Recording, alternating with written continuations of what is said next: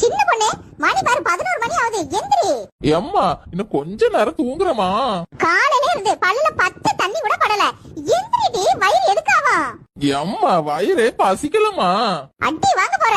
இப்ப நீ எந்திரிக்கிறியா இல்லனா பச்சை தண்ணி எடுத்து மூஞ்சில ஊத்திரவா? ஐயோ கடவுளே, இந்த வீட்ல நிம்மதியா படுத்து தூங்க கூட விட மாட்டீங்கல. ஆமாடி, 11 மணி வரை உன்ன தூங்க விடுறல. என்ன சொல்லணும்?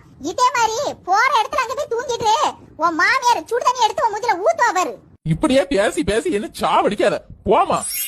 ஏ மருமகளே, மணி 6 ஆகுது, எந்திரி. என்னத்தே நடு ராத்திரியில எழுப்பிட்டு இருக்கிய? என்னது காலையில 6 மணி? உனக்கு நடு ராத்திரியா? அப்போ உன் ஆத்தா வீட்லலாம் காலையில 11 12 மணிக்கு திருப்பியோ? இப்படித்தே கரெக்டா சொல்றிய?